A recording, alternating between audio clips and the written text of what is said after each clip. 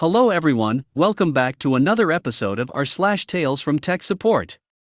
In today's episode, the spec is the spec, except when the boss refuses to tell you the spec, and then you're wrong. Before we get started, make sure to subscribe so you will never miss a video. So let's get started. The spec is the spec, except when the boss refuses to tell you the spec, and then you're wrong. I worked for a small company that did phone systems, networks, wiring, that sort of thing. I managed part of the IT side of things, networks, servers, and user support, as well as internal IT. The owner, Big Boss, was known for being very secretive and only doling out what he felt was the absolute minimum information necessary to do something. Unfortunately, what he thought was the minimum necessary and what was actually necessary were usually two entirely different things. One day, the Big Boss emails me with a request. Big Boss, I need you to order 2 laptops. The back and forth goes more or less like this. Me, okay, what are the specs? Big Boss, they need to be just like the last 2 laptops we picked up for the field techs. Me, got it, that shouldn't be too hard. What are these being used for? Big Boss, it doesn't matter. Just get 2 laptops like we got last time. Nothing fancy. Me, okay. Note, it doesn't matter was always Big Boss's way of ending a conversation. It was code for don't ask me any more questions that I don't want to tell you, so we all knew that when he said something like this it was fruitless to continue asking questions. At this point, do what he's asking. I go to our usual hardware vendor, get the current price on 2 Dell Inspirons. The same model number we purchased a few months before isn't available, so I get the equivalent current model quote and email it to him. Me, here you go, Big Boss. This is the quote for the same spec we got before. They don't have that prior model in stock, so this is the current one. Same screen size, CPU, RAM, hard disk, Wi-Fi, etc. Big Boss, these are more expensive than the other ones. Me, they're the current model units. Big Boss, I don't accept that technology gets more expensive. Why are these more expensive than the old ones? Me, no idea, Chief. Could be that the ones we got before were reduced at that moment to clear them out of the warehouse to make way for the current model. Also, we're paying a premium for Windows 7 Pro machines now because Microsoft is damn near giving away Windows 8 to OEMs to try to improve the adoption rate. Big Boss, alright, whatever. Just get them here as quick as you can.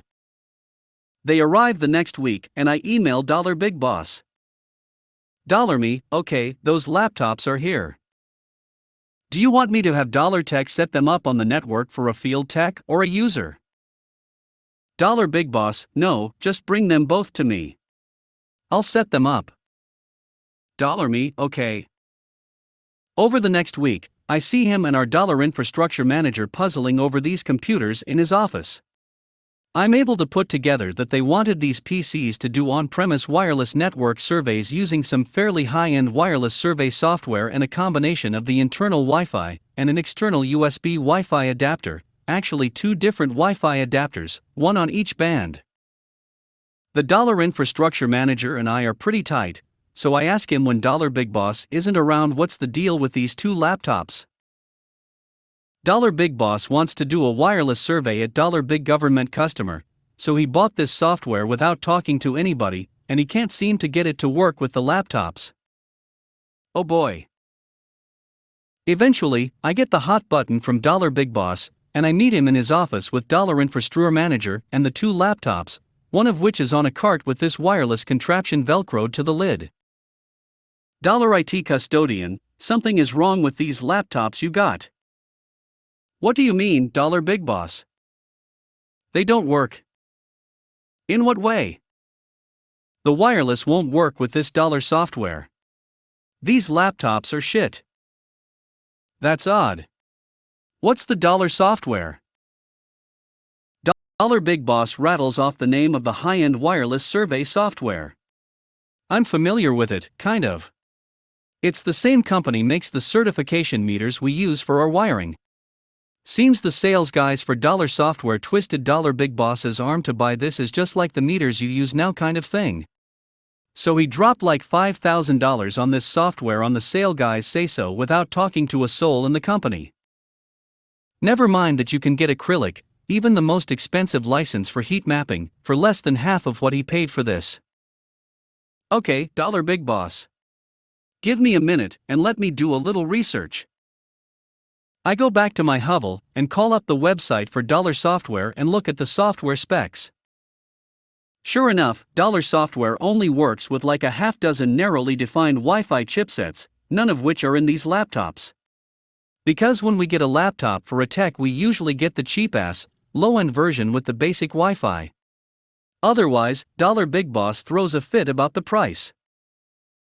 If Big Boss had given me a legit spec or told me the application it was intended for in the first place, before I quoted him the laptops, we'd have gotten the right laptops with the correct chipset that works with Dollar Software the first time. But like I said, he thinks everything has to be a big secret with the end result being we wind up doing more work and spending more money. Big Boss, the problem is that the Wi-Fi chipsets in these laptops are not capable of working with Dollar Software. Big Boss, I don't accept that. Wi-Fi is Wi-Fi. Be that as it may, it's right here on the Dollar Software specs what chipsets it supports. And those aren't in these laptops. Big Boss, why did you buy the wrong laptops? Trying hard to control my tone, you asked for laptops like we get the techs, Big Boss. I ordered up the current model laptops meeting the same specs as the ones we've previous gotten for the techs. If I had known that we had to get a specific Wi-Fi chipset model to work with Dollar Software, I'd have specified those. Big Boss, can't you just swap out the chipset? It's 2015. This can't be hard.